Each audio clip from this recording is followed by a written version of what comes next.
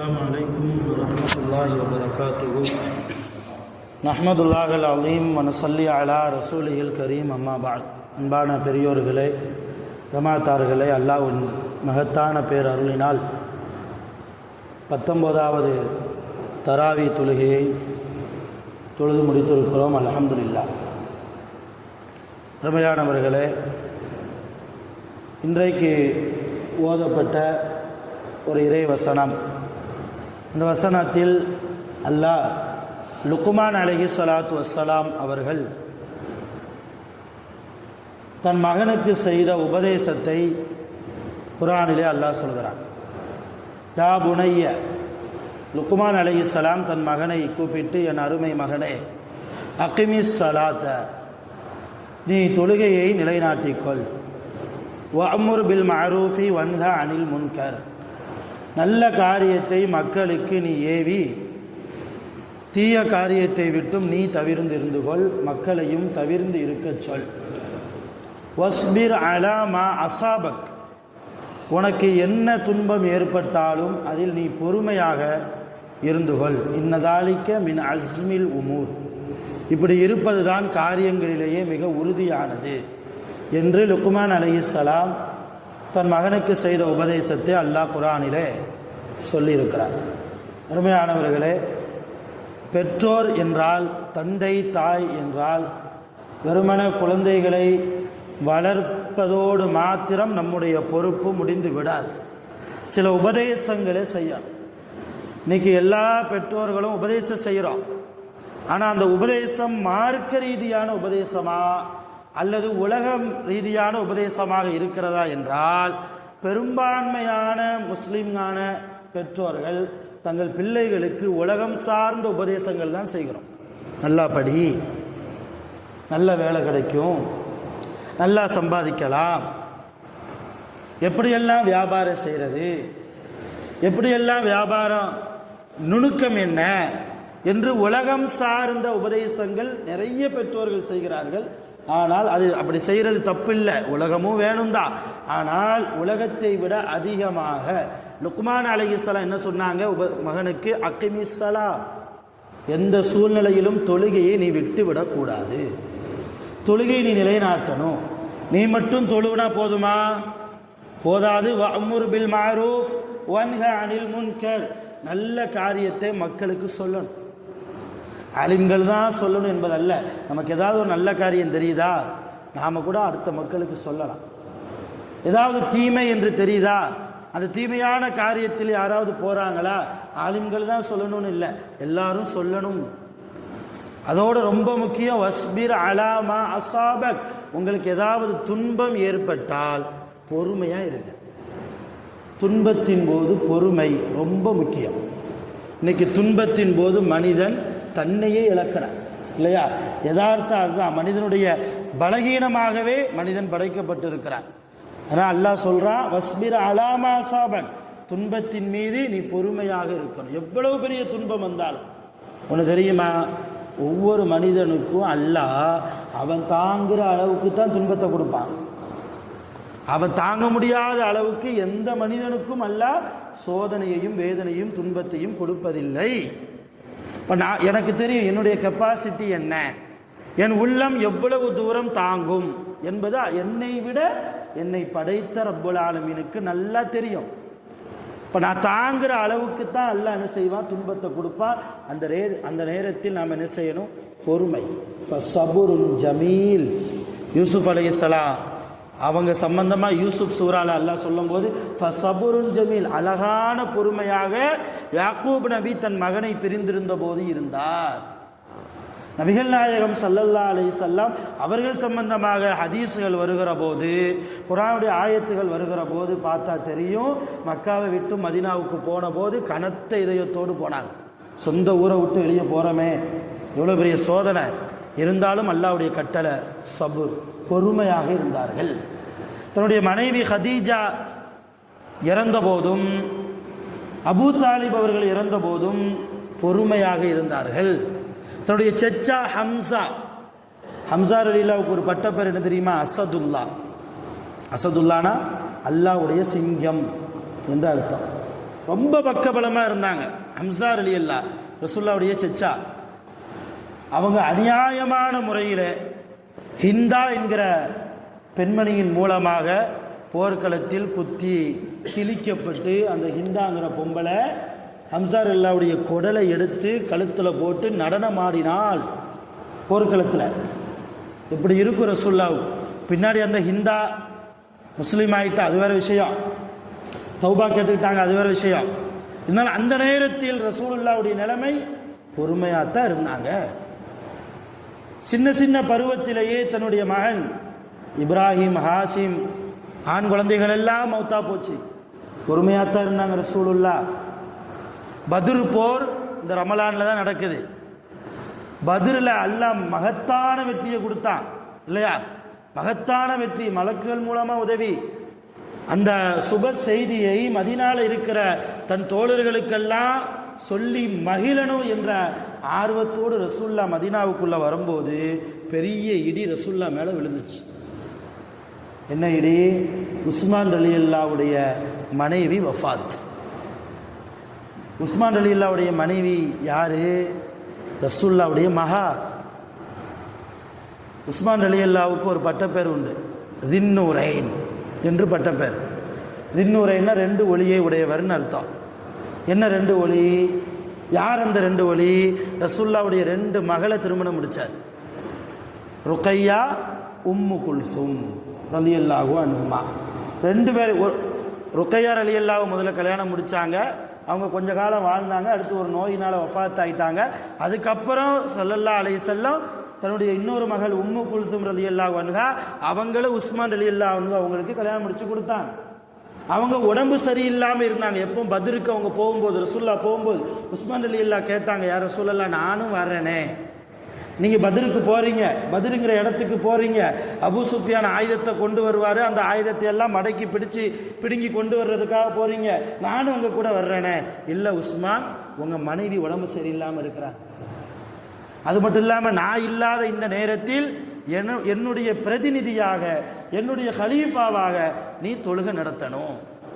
மக்களுக்கு ஏதாவது பிரச்சனை வந்தால் நீ தீர்த்து வைக்கணும். அதுக்கு ஒரு ஆள் வேணும். அதனால உஸ்மான் நீ இருந்துக்கன்னு சொல்லி ரசூலுல்லாஹ் உஸ்மான் ரலியல்லாஹு மதீனாலேயே வச்சுட்டு போனாங்க.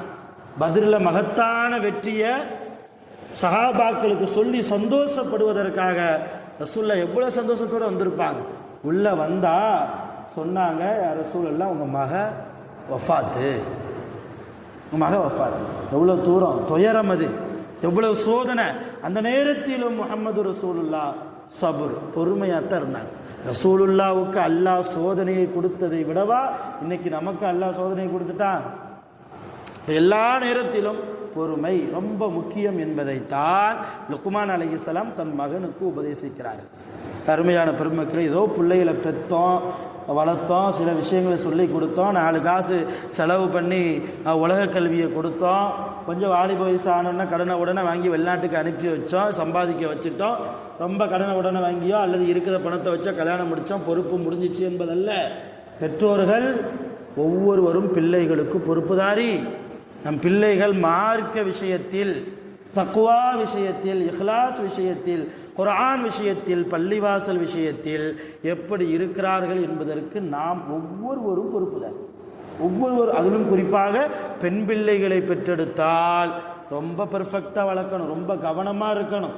நம்முடைய இஸ்லாமிய பெண்களை குறிவைத்தே இன்றைக்கு சில கும்பல் இல்லையா அநியாயமாக நம்முடைய பிள்ளைகளை குறிவைத்து இஸ்லாத்தை விட்டும் வெளியே போகுகிற அளவுக்கு நம்முடைய பெண்களை சீரழிக்கக்கூடிய மிக மோசமான சூழ்நிலையில் நாம் வாழ்கிறோம்.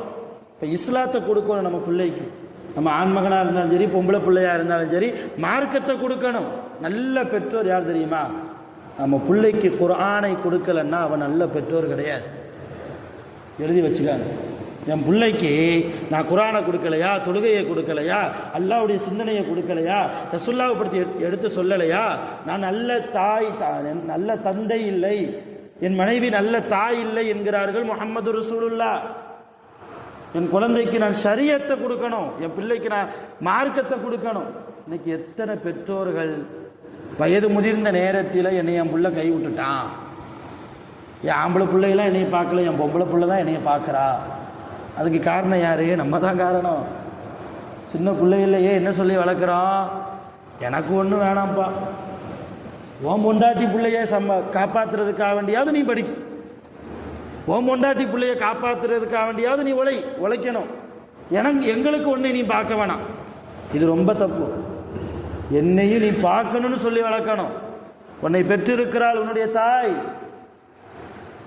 உன்னுடைய தந்தை, நான் உன்னை வளர்த்திருக்கிறேன், எல்லா செலவுகளையும் பார்த்திருக்கிறேன். நாங்கள் வயது முதிர்ந்த நேரத்தில் எங்களை கவனிப்பது உன் மீது கடமை கடமை கடமை என்று சொல்லி வளர்க்காததனுடைய விளைவு இன்னைக்கு நிறைய பெற்றோர்கள் முதியோர் இல்லத்தில் இருக்கிறார்கள். அருமையான பெருமக்களே, இப்படி இஸ்லாம் தன் மகன்களுக்கு பிள்ளைகளுக்கு அழகான உபதேசம் செய்யக்கூடிய பெற்றோர்களாக நம்மை இருக்க சொல்கிறது. இந்த படிப்பனையை இன்றைக்கு தராவியில் நாம் பெற்றுக்கொள்வோம். அதோடு இன்னொரு விஷயம், கிட்டத்தட்ட ரமலானுடைய இறுதியை நாம் நெருங்கி கொண்டு இருக்கிறோம். கிட்டத்தட்ட ரமலானுடைய இறுதி 18 நோன்பு முடிஞ்சிருச்சு. 19, 20, 21 இன்னும் சில 12 நோன்போ அல்லது 11 நோன்போ தான் இருக்கிறது. லாஸ்ட் 10 நோன்புகள் மிக ரொம்ப முக்கியம். கடைசி 10 ரமலானுடைய 10 ஒரு ஞாபகப்படுத்துகிறேன், வேற ஒன்றும் இல்லை. அதுலேயும் லாஸ்ட் 10ல் ஒற்றைப்படை இரவுகள் ரொம்ப ரொம்ப முக்கியம். 21, 23, 25, 27, 29 5 இரவுகள் ரொம்ப முக்கியம். ஏன்னா இந்த 5இல் ஏதாவது ஒரு இரவிலாவது லைலத்துல் கதிர் வருவதற்கு வாய்ப்பு இருக்கிறது. அதனால் இந்த 5 இரவுகளையும் எந்த ஒரு சூழ்நிலையை கொண்டு மிஸ் பண்ணிடக்கூடாது. ரொம்ப குறிப்பாக பிற 21, 23, 25, 27, 29 இந்த 5 இரவுகள்லையும் கொஞ்சம் தர்மம் கொடுத்துருங்க. கொஞ்சம் ஒரு 10 ரூபாயோ ஒரு 20 ரூபாயோ யாருக்காவது ஒரு 2 ரக்காத்து தொழுதுருங்க.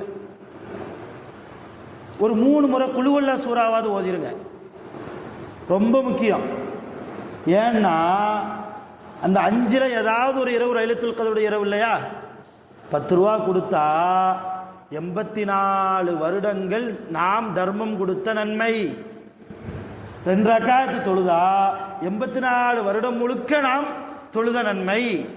3 முறை குலுவல்லா சூறா ஓதுனா ஒரு குர்ஆனை முடிச்ச நன்மை. அது 84 வருடமும் நாம் குர்ஆனை திரும்ப திரும்ப முடித்த நன்மை நமக்கு கிடைக்கும். அதனால எக்காரணத்தை கொண்டு அந்த லாஸ்ட் 10ல் ஒற்றைப்படை இரவுகளை மிஸ் பண்ணிடவே கூடாது. அதே மாதிரி இன்னொரு விஷயம், இஅ்திகாஃப் இருப்பது. இங்கே நம்ம ஊரில் இருக்கிறாங்களே எனக்கு சரியாக தெரியலை, அல்ஹம்துலில்லாஹ். ஆனால் கண்டிப்பாக இருக்கணும், ஒரு ஆளாவது இருக்கணும். ஒரு ஊரில் ஒரு ஆளாவது இஅ்திகாஃப் இருக்கணும் பள்ளிவாசலில். இஅ்திகாஃப் இல்லைன்னா அந்த ஊர் முசீபத். 10 நாள் குறைந்தது ஒரு 5 நாளாவது, ரொம்ப குறைந்தது ஒரு 3 நாளாவது இஅ்திகாஃப் பள்ளிவாசலில் இருக்கணும். இது ஆண்களுக்கு. எப்போ வரைக்கும் இருக்கிறது அப்படின்னா 21வது இரவு மகரிபுக்கே உள்ளே வந்துடணும். காலைல ஃபஜ்ர்லேருந்து இஅ்திகாஃப் இருக்கலாம்னா அது இஅ்திகாஃபே கிடையாது. இஅ்திகாஃப் இருப்பது 20வது நோன்பு முடிஞ்சு 20வது நோன்பு துறப்பம் இல்லையா, அந்த மகரிபு 21, அந்த மகரிபிலேயே பள்ளிவாசலில் வந்து உட்காந்துடணும். பள்ளிவாசலுக்குள்ள காம்பவுண்டுக்குள்ளே எங்கேனாலும் போய்க்கலாம், வெளியே போகக்கூடாது.